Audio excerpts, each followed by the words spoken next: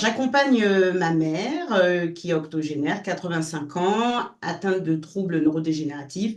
Et aujourd'hui, ça va faire une dizaine d'années que nous l'accompagnons parce que je suis aidante avec ma sœur.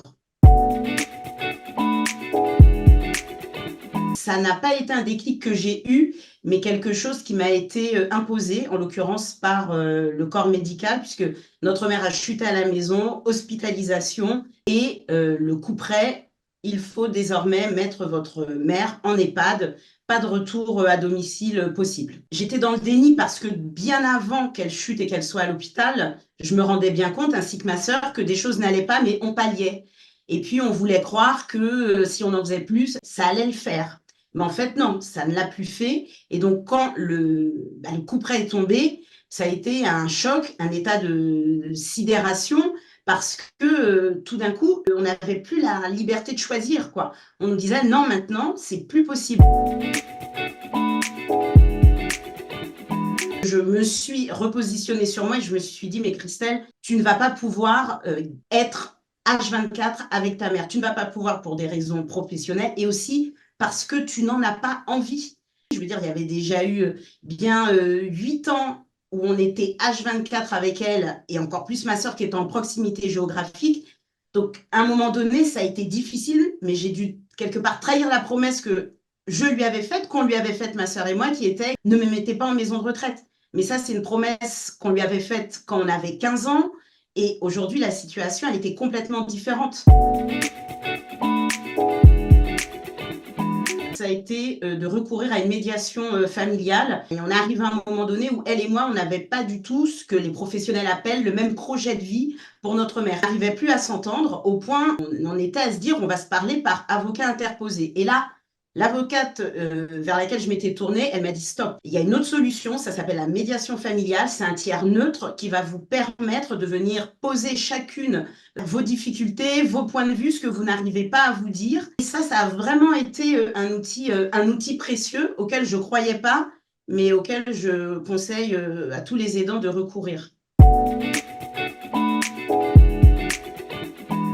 Suite à cette médiation, on s'est mis d'accord, ma sœur et moi, sur la solution d'entrer en EHPAD. Et ce que nous a permis de faire la médiation, c'est de se dire comment on se partage les choses. Moi, j'avais émotionnellement pas la possibilité de gérer le déménagement. Je ne me sentais pas en capacité, mais ma sœur, elle se sentait en capacité de le faire. En revanche, moi, je me sentais totalement en capacité de gérer l'administratif. Donc, on est passé d'une situation de crise où on n'arrivait pas du tout à se parler, à cette médiation qui finalement a rendu possible ce déménagement pour, in fine, que notre mère puisse être accueillie en EHPAD de la meilleure façon possible.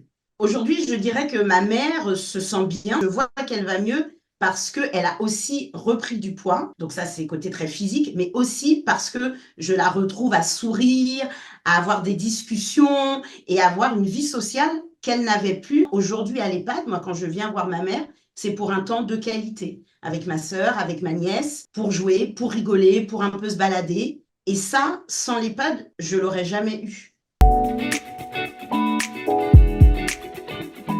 Au début, j'avais beaucoup de culpabilité du fait de cette promesse faite à 15 ans, qui néanmoins restait active. Et puis aussi, il y a quand même beaucoup de choses contre les EHPAD, donc l'impression de la mettre dans un endroit qui allait lui faire du mal. Et puis, votre proche, il rentre en EHPAD, mais finalement, vous aussi. Et vous voyez, j'ai vu comment ma mère y vivait, comment elle était bien traitée. Aujourd'hui, j'arrive à dire, oui, notre mère est en EHPAD et c'est la meilleure chose qu'on ait pu faire autant pour elle que pour nous.